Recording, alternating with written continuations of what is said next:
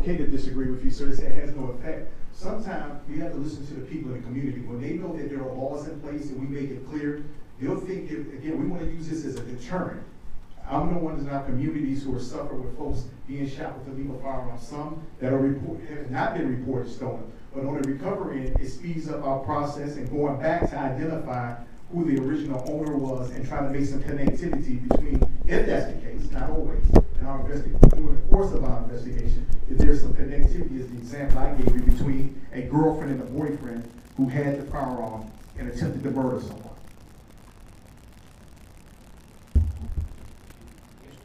Chief, thank you very much for being here. Next. Chairman, Andrew Goddard, Virginia Center for Public Safety. I think it's very clear that we have a trafficking problem in this state. Well, last figures I saw, we were the third in the nation at the number of crime guns recovered from other states that originated in Virginia. We were 47th at importation of crime guns, which means that our criminals don't need to get the guns from other states because we supply them so readily from our own state. One of these things that would be a benefit of this bill, it would be a chilling effect on straw purchasers.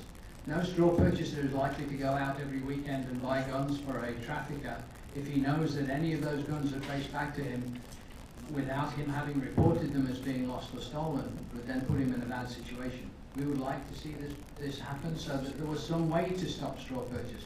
Even though it's on the books right now, if you can walk into a gun store and buy a gun, walk outside and sell it to somebody in the parking lot, you cannot enforce the current book, the law on the books about straw purchase. Thank you, we're out of time. We want to step up and speak with your name and organization. And Josh Horowitz, Education Fund, South Carolina, we support the bill.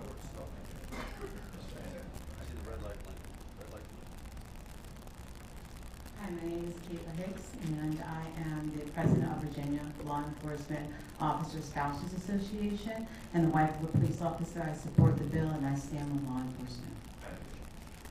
Yes, ma'am. Rita Cathcart, General Federation of Women's Clubs. We support the bill. Thank you. All right, bills before us. Senator Stewart. Great respect and deference to the patrons of this bill. The bill just frankly does not do what they want it to do. In fact, the bill has very little effect. Other than, I will tell you, if a police officer does not file the report, take a report, put the information in, that police officer could be subject to penalty under this bill. And therefore, I do that the bill be repealed. Mr. Chairman, substitute motion. See if there's a second first. Is there a second? The motion passed by default. It's been moved and seconded. Senator Howe. I move that the bill be reported. All right, there's a substitute motion. The bill be reported. All in favor, signify by saying aye. Aye. All opposed? No. Vote your ayes. Bill fails to report. Unless there's an objection, we will reverse the vote on the primary motion. Pass the bill by indefinitely.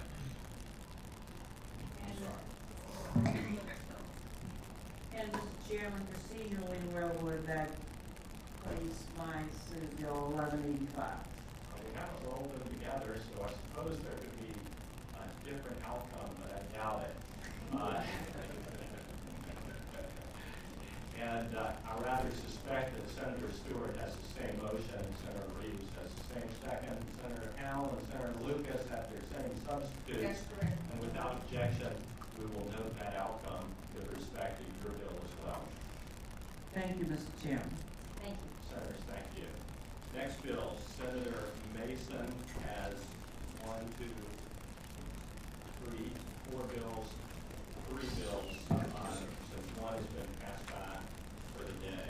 Senator Mason. Thank you, Mr. Chairman. Any order of preference from you, sir? 1377, let's do it numerically. 1377 is fine today, sir. All right, well, we'll take 1378. Thank you, sir. This adds a series of computer crimes noted on lines 25 and 26 in the bill to Virginia's RICO statute. It includes computer fraud, spamming, computer trespass, computer invasion of privacy, gathering, identifying information through the use of computer and computer services theft. So, in essence, The theme of all these bills, Mr. Chairman and members of the committee, is that we can't catch these guys. And we have a very high bar in our computer trespass and our computer crimes. And although you've heard recently about the guy sitting in the basement doing this himself, it's generally a group across state lines, across country lines. In fact, in 2014-15, we only had 10 convictions on this. 6 people served no time, 4 in a local jail, and only 2 felonies that were tacked on. So what we're trying to do is give our prosecutors and our Commonwealth attorneys a little more ammunition in the outside chance that we can catch people that are targeting computer trespass and computer crimes. And by linking 3 or more people together in the RICO statute, we think it gives them more ammunition to use. Sir Mason, I think this is a worthy effort. We actually had some money last year. I'm not sure that we had the money this year. However, that's not the decision of this panel. I would ask if any member of the committee have any questions concerning Senate Bill 1378, with the knowledge that if this bill reports, it will have to be referred to the Finance Committee. Anybody have any questions from Patron? Hearing none, anybody wish to serve? Mr. Chairman, one of the things is we have no resources for any new legislation. I think we're really focusing on things we're doing well and need to improve on that are currently there, unless somebody can demonstrate that this is a unique or time-sensitive area where we would need to divert money from somewhere else. Yes. So as you're pondering that, this was, I think, somewhat similar to a soliloquy I gave on Monday. So when we got about 15 bills, all of which had physical impact. So as you're looking at that lengthy list, you might well be thinking if there's a way to differentiate yours from the rest. Yes, sir. Thank you. Mr. Chairman, Senator Dewey, the governor included $50,000 in his budget for this. We understand that that's under review, and everybody wants $50,000. Anybody have any other questions of the patron? Hearing none, anybody wish to speak in favor or in opposition to this bill? Stand up by jumping to their feet. I move the report. Is there a motion? This motion will report and re-refer the bill to the Committee on Finance. Been seconded. All in favor, signify by saying aye. Aye. All opposed? Bills reported and re-referred. Next bill, 1385. Thank you, Mr. Chairman. 1385 is a bill that you have seen before, trying to help the city of Newport News, who has 37 parks, third largest park system on the East Coast.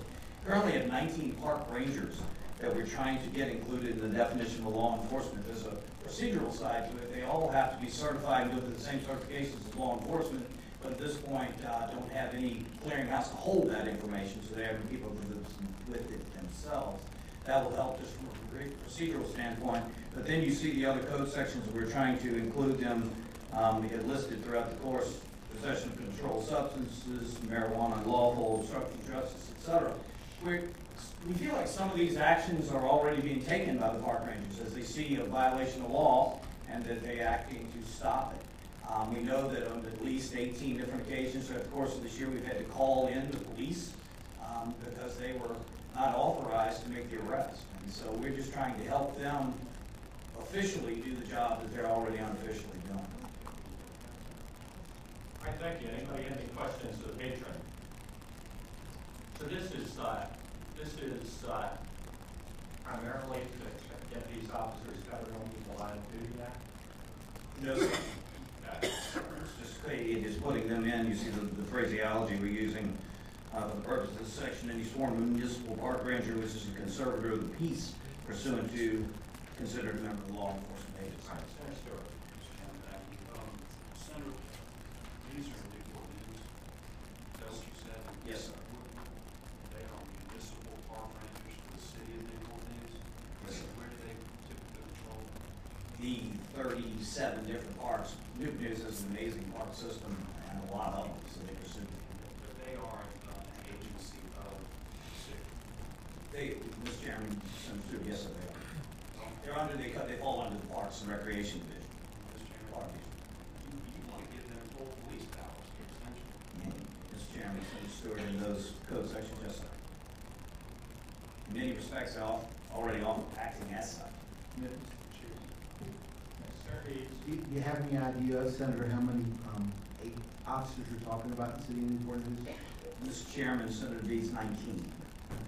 Mr. Chair, this language it's not specific to Newport News, is it? I mean, it could apply to other places. Mr. Chairman, Senator Deeds, yes, sir. Mr. Chair, do you have any idea how many offices in other places it applies to? I do not, sir. 6 in the city. Mr. Chairman, I'm being told 6, and the Chief of Park Rangers, Robert Farrell, is here as well. All right, any other questions, Mr. Major? Mr. Chairman, Senator Goodall. if they want these powers, why don't you just put them on the sheriff or the chief of police? Mr. Chairman, Senator Duke, that seems to be an alternative solution. Any other questions? All right, we're going to hear from speakers in support of this piece of legislation. Yes, sir. Yeah, Mr. Chairman. My name is Robert Farrell, the Chief Park Ranger for the city of Newport News. And to answer the committee member's question about why don't you go into the sheriff police department, I could tell you one story of another jurisdiction that did that. In the recession, the city of Durham had a series of park rangers. They went out of the police department. They had problems with the buses. We've actually been trying to go to public housing. And the next thing you know, there are more park rangers left in the parks because they're taking care of other issues in the city. Because they're no longer under parks control, now they're under the sheriff or police department control. It said we have 19 park rangers in Newport News. We currently train to the same standard as any other traditional law enforcement officer in the Commonwealth of Virginia. We patrol 37 parks. We provide law enforcement presence for a number of special events, including our city marathon. We've been part of details from the President of the United States when he visits the city of Newport News. In addition to the 37 parks, we patrol community centers, athletic complexes, marinas, boat ramps, and we also protect the historical sites that we have in the city from the Peninsula Campaign. In addition to those duties, we also handle nuisance wildlife, which relieves the Commonwealth from having to put a game warden in the city of Newport News. We're both at jurisdiction between York County and Newport News. We operate 24 hours a day, every day of the year. We exceed the state standard for hiring. Standard for hiring a law enforcement officer in the Commonwealth is 21 years old with GED. We require a college education. Prior to going to the academy, we send them to the academy. Then they go to field training.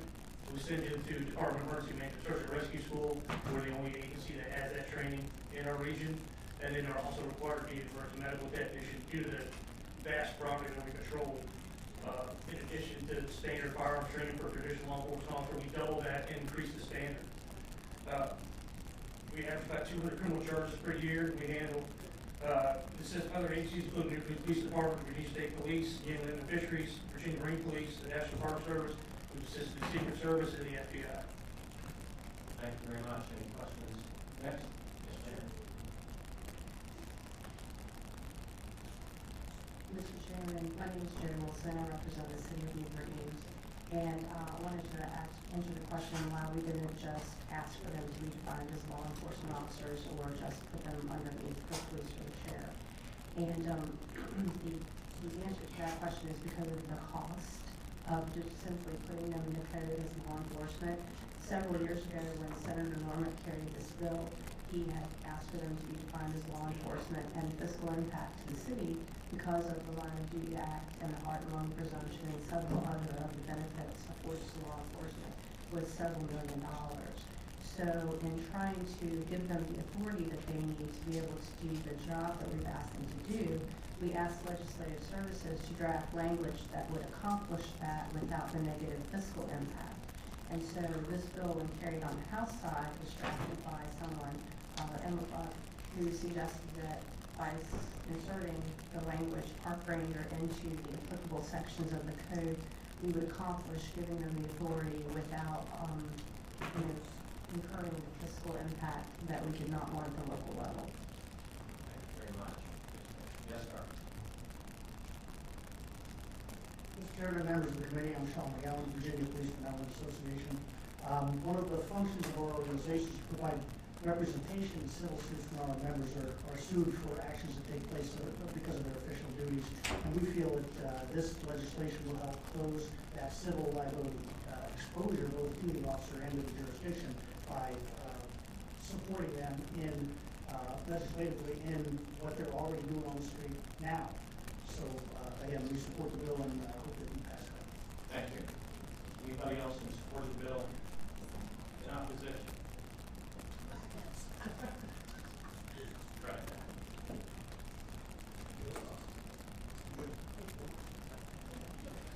Reducing your time. Mr. Chairman, I'm John Jones with the Sheriff's Association. We're here to oppose the bill. The bill is very far-reaching. It doesn't limit the park rangers to Newport News. It's statewide. It goes back to 1994. Everyone who hired after that date. We don't know how many will impact. And you don't need law enforcement officers everywhere. They need to be under one local agency. There needs to be a primary law enforcement agency to the extent possible. And there are options in Newport News. Those park rangers, you know, if you work with the sheriff, they can be sworn in as deputy sheriff or police officer, so we think there are options to oppose the bill. Mr. Chairman, members of the committee, I'm Deanna Schreiber, I'm Director of the Virginia Association of Chiefs of Police. I raised some other concerns about this piece of legislation. Generally speaking, we talk about law enforcement powers going to individuals, but we forget to talk about what essentially is the creation of a police department. And we have other standards for how those departments operate. You've heard me argue for years about professionalism of operating a police agency. So this does not address essentially what is the creation of a police agency, and perhaps if that was what the state of Newport News was trying to achieve, then they would do so through the charter coming to the General Assembly. But I want to echo the words of Mr. Jones that there is another way to address this through the local police department. Thank you very much. Anybody else? Want to close? I think we've got the gist. Yes. All right, bill before us. Is there a motion? Move to gently pass by for the year. All right. It's been moved to pass by for the year.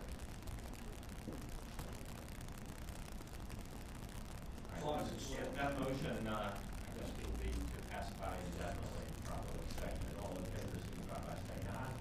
Aye. All opposed?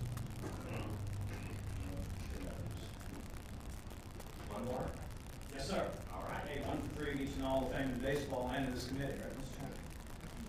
Chairman? Senate Bill 1420 is really an offshoot of of something that you may have seen, the Adult Financial Exploitation of Virginia, a study done since our last session. It noted that seniors are the victim of financial fraud, and it's grossly underreported. A lot of times it's a family member, a lot of times it's just the embarrassment of reporting it's a problem. So we're trying to raise the level and do what we can to protect seniors. In this case, we look to the mental incapacity statute and strike mental and just call it an incapacitated person, adding advanced age down the line 23 and 24. That seemed to be in concert with the abuse and neglect of incapacitated adults in the next code, section 18.2-369, where advanced age in line 45 is already called out. So we're just trying to include, you don't want to use a number because you may be incapable of keeping up with your finances and keeping up with the fraud at a young senior age or as you advance in age. So this is an effort to protect our seniors, and particularly with the attention from the report in the off-season that says we really need to shine a light on this problem. Senator Stewart. Senator Nixon, I guess my question would be to you is what's wrong with the bill? Why we need to do this? Before you answer this, let me tell you, this was my bill. And we finally got this through, and I worked with Attorney General Herring for 3 years. And we spent a ton of time working through this, help from the Crime Commission, trying to come up with the right terms, phrases, to protect people, but at the same time understanding that people also have the right to make bad decisions. Sure. And I have concerns about this, so the question is, where's the problem with the bill and what are you trying to fix? And with the law, what are you trying to fix? I'm trying, Mr. Chairman, Senator Stewart, very much probably like you, I'm trying to, with the graying of America, we're seeing more examples of people financially exploiting seniors. And so I'm trying to include and make sure that senior status, advanced age, is included in the statute, giving you the ability to prosecute. Senator Stewart. But you Just because you're senior status or advanced age doesn't mean you're incapable of making decisions. And you have every right to make bad decisions. And we have to respect the fact that you have a right to make bad decisions. What we did with this bill is we tried to protect as best we could without infringing on people's rights to make their own decisions, much as protect them from being taken advantage of. Just to put a little historical perspective on it, I don't know whether you can't remember whether you were in Australia at the time, but the Crime Commission has limited bandwidth, but on issues of significant statewide importance, they take it up. And my understanding is in 2012, the Crime Commission took up Senator Stewart's bill and did a full-blown analysis or study for the better part of a year on this issue. And this is what they came up with. So just trying to put that in perspective. All of us have similar concerns, but that historical perspective and process is important to have. Thank you, Mr. Chairman. Senator, what makes somebody's age at advanced age? What is that? My mom's 73. She works every day in the business outside and is very mentally with it. But there are some people who are younger than she is. And so at what point are we determining advanced age? Is it really, when we talk about mental capacity, isn't that a determinant factor that transcends age? So it includes those individuals who are not capable of making the decisions regardless of what age it is, and not creating a bias based on just the fact that we've reached a chronological time. Mr. Chairman, Senator McDougal, fair enough. That's why we use advanced age to be that you could be 60 and be incapable of keeping up with the complexity of your finances. You could be your mom at 73, my dad at 8, who very well manage their finances and handle it. I don't think of mental incapacity in the way that you just characterized it necessarily. So I think that's why we were trying to use advanced age to show that age could be a factor in not being able to manage. But to your point, I think that's why I use that term, in that you could be killing it at 90 and keeping up with all your finances, or you could be 60 and a former CEO of a bank and incapable of keeping up with the financial issues. Interesting that we came at it from opposite way. Mr. Chair. Senator Peterson. Maybe I'm a little bit obtuse, but I don't understand the part about there being a financial exploitation that results in a bodily injury. I guess I'm missing the connection there. We're looking at 14.1. It talks about financial exploitation, which is in the title, and that seems to be the purpose of the bill, but then it has references to serious or not serious bodily injury. It does not result in, Mr. Chairman, Senator Peterson, does not result in any, and I think that's just part of the statute, but it says does not result in. So yeah, it's not a physical. This is actually a theft or stealing, or it doesn't have anything. Am I looking at the wrong line, sir? Line 30. Abuse of neglect does not result in any bodily injury or serious. All right. Anything further? Anybody wish to speak in favor of or in opposition to this piece of legislation? Hearing none, is there a motion on the bill?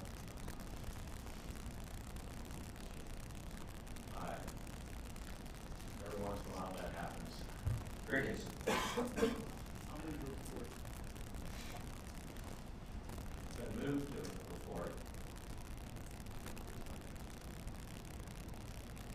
Senator, thank you very much. Thank you, Mr. Chairman. It is an important issue, and I appreciate your attention to it. I appreciate your indulgence, sir. Thank you, Mr. Chairman. Thank you. Senator Vogel.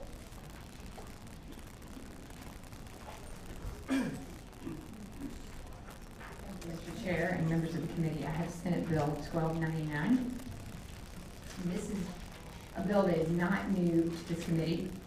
You heard it last year in great detail, and I think the committee generally liked this bill, and I gave this a lot of thought before I brought this to you last year, and in fact, brought a number of people to testify last year. I'm not doing that this year because it was long and laborious and emotional, but this is a bill that is intended to protect victims of domestic violence. And It does a very simple thing.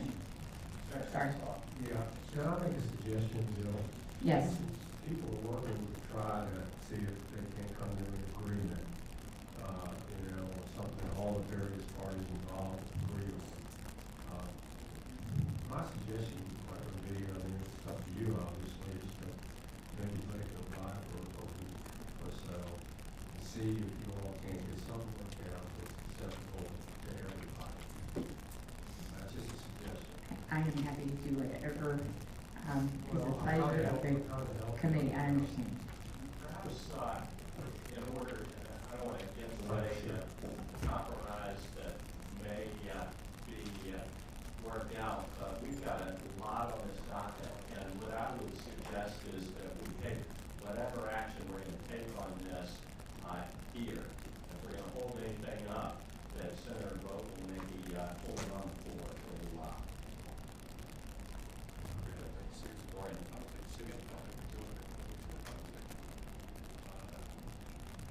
Brian, what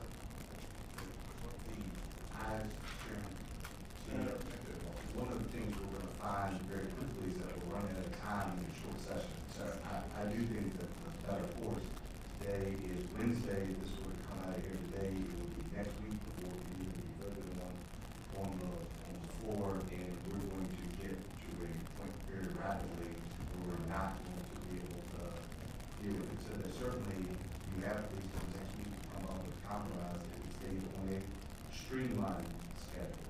So my suggestion would be move it through, you'll at least have one more committee meeting before to take up any potential compromise.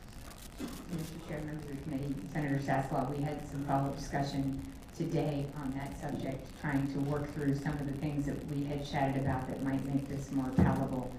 And we didn't quite get there, so we decided to move forward with the bill today. So, Senator, just for fresh recollections, I mean, this bill provides that if you identify your victim of domestic violence with an executive order, you are automatically entitled to the privileges of the usual to somebody with a concealed carry permit. Right, in a nutshell. And I can make a few more. Well, I'd just like to point out, I'd like to be able to vote for this if it were improved, but if it's the way it is now, I'm not going to be able to. And I don't know how many others are in that situation. Well, it is before us, subject to amendment, either in this committee or on the floor. And I think that the patron has indicated a willingness to entertain potential amendments in either place. Well, and I'll take a minute if you'd like me to just make a couple points about the bill, or are you guys familiar enough you'd rather me just be quiet? Up to you, your presentation. Well, I was just going to just make a couple observations to the committee. One of the things that left a huge impression on me when I was in my first year of law school, one of my professors was discussing the issues of protective order and made the point it's merely a piece of paper. And he told the story about a victim who was approached by her abuser, and she whipped out her protective order, and that protective order was promptly torn into tiny pieces and stuffed down her throat, and she was choked to death with it. And having spent some time with victims of domestic violence and working with the Fauquier County Sheriff's Office and the Victims Advocate, and having given this bill real consideration, there is a very really sweet window here in 45 days when a victim, after they get a protective order, is really uniquely vulnerable. And I think this bill really seeks to do something valuable. It is discretionary, it's an option. A person could already open carry. In this case, it would just allow that person to put it in a purse. It's that simple. So I think it's of enormous value, and I think it has enormous potential to save lives. Any questions, Mr. Chairman, with the hopes that everybody can come to an agreement, I move that the bill report and get them those 4 or 5 or 6 days that we did come up with some great resolutions that we can all be happy with. Is there a second? Second. So moved and seconded, bill be reported. Further discussion, hearing none, all in favor, signify by saying aye. Aye. All opposed? No. Please limit your noes. That bill report, Senator Vogel, you have, I have actually Senate Bill 1300. 1299 is the one we just did. And this is in some way the companion to that bill. It creates a fund It's named the Virginia Firearms Safety and Training for Sexual and Domestic Violence Victims Fund. The appropriated funds there will be used to reimburse a law enforcement agency or a junior college or a community college or some other public or private institution that offers a firearms safety or training course that's free of charge. The Department of Criminal Justice Services could then use the fund to reimburse the agency or the institution or organization. So that's essentially what this bill would do. All right. What's the number of this bill? All right. What's the number? Sarah Edwards?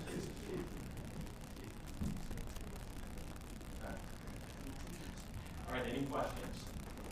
This bill will need to go to finance if it's reported sent to it. And I'm sorry, I missed, and that's my apologies, I don't mean to shut down discussions. Is there anybody who wishes to speak in favor of or in opposition to this piece of legislation? Stand up if you want to show your support. Thank you.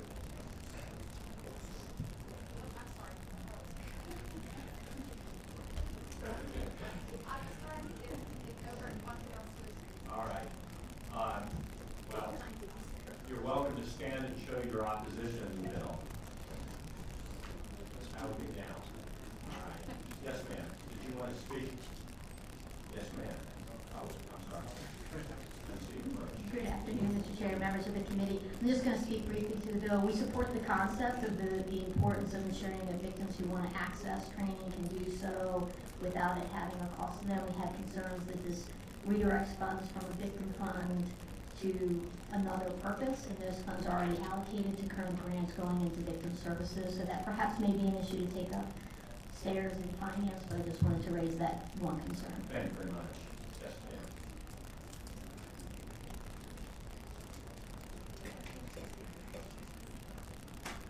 Good afternoon, Mr. Chair. My name is Kay Bullock from BCJS, and I have been asked to inform you that the administration opposes this bill, similar for the same reasons that Ms. Hall just spoke of, but also the fact that this bill would have required BCJS to identify and approve firearms safety training, and this responsibility is outside the core of the department's responsibility. Thank you very much. Appreciate you being here. Anybody else in opposition? I'm sorry, I got this flipped. In support of the bill, step right up.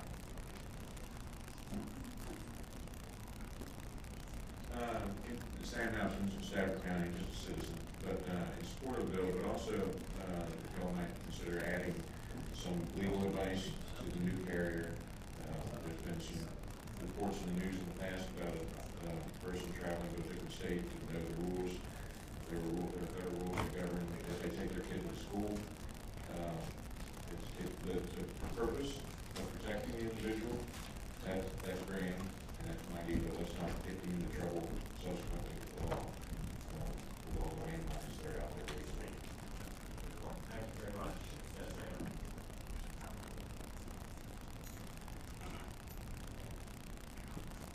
Erin Luber, the National Rifle Association. I just wanted to express our support for the bill. Thank you very much. Bill's before us. We've got a motion that properly seconded to report and refer to bill of finance. All in favor, signify by saying aye. Aye. All opposed? All right. Thank you, Mr. Chair. All right, next we have Sarah Evans. Thank you. 1266. Could we start with 67, if that's okay? 1267. Yeah, if I might, I'd like to make a line amendment and strike lines 27 through 32. All right.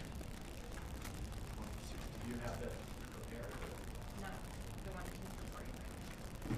You just strike a paragraph from 27 to 32, section B, strike that. Is there a motion to make that amendment? Has it been moved? Second.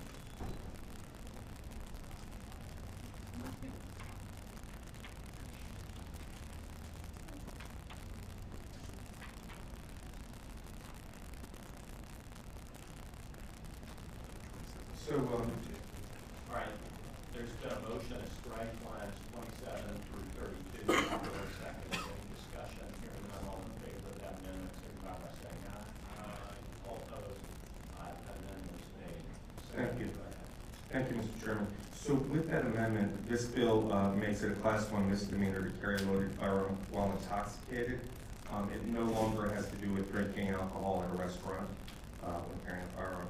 So it's already illegal to be under the influence while carrying a concealed handgun. So this would just take that to being under the influence when carrying openly carrying a handgun. And I would make the analogy to driving under the influence versus driving. It properly amends the existing statute to extend reasonable usage restrictions to those who are at an elevated risk to do harm to themselves or others. And we, in 2011, we passed a similar but stronger bill from Senator McEachin that all the members of this committee that were serving at that time voted for when it passed 40-0. The other laws don't cover this. And we know that alcohol is associated with heightened levels of aggression. We know that it increases the likelihood of violent behavior. We know that it leads to impaired judgment about whether to shoot a gun, or even when you're impaired to how your aim will be when you fire. So, and I should say that nearly half of all homicide offenders were under the influence of alcohol at the time of the homicide. The Department of Justice found that 42% of convicted homicide offenders reported being under the influence during the commission of the crime. And heavy alcohol use is associated with higher likelihood of victimization. The University of Pennsylvania School of Medicine found that regulation of carrying and use of firearms by acutely intoxicated individuals may represent a public health opportunity to reduce firearm-related injury. And I did some looking into this, and we found out that it is illegal to prohibit, it is illegal to possess a firearm while intoxicated in Missouri, Oklahoma, South Carolina, Tennessee, and Texas. South Carolina goes a bit further. It prohibits possession while even consuming alcohol. So I would ask that you consider this weaker version of Senator McEachin's bill. It's a public safety bill. And the part I just can't wrap my head around is, if we're going to prohibit carrying being under the influence when closed carrying, why would we not do an open carrying? I mean, technically, if I was carrying a gun here and I was intoxicated, I could just take it out of my pocket, put it on my person, and I would not be committing a crime. I think it's a common sense bill, and I welcome any questions. Let me ask you a question, first of all. This has two parts. One is creates a misdemeanor, and second, it bars somebody who has a conviction under this section from eligibility to apply for a permit for 5 years. What other misdemeanors deprive somebody of their ability to get a permit? You know, maybe council can help me if when you carry a concealed handgun and you're intoxicated, if that's the same restriction.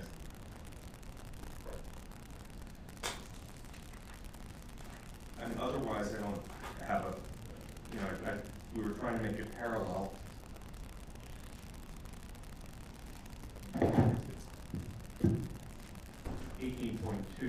Mr. Chairman, -308.012 deals with a person permitted to carry a concealed handgun who is under the influence of alcohol while carrying such a handgun.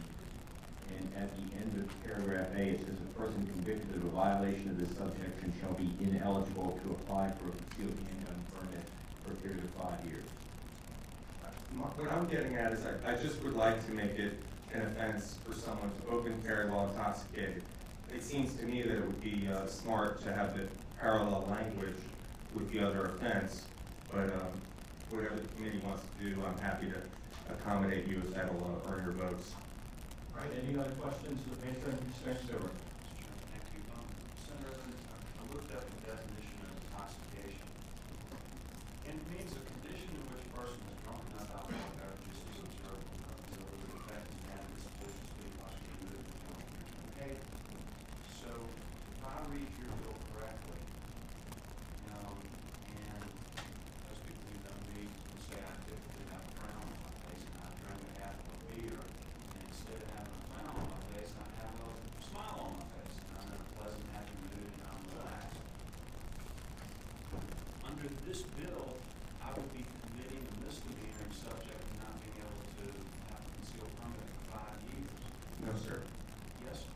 I think if you smile and had half a beer, that's not the same as not being able to walk or speak or muscular movement.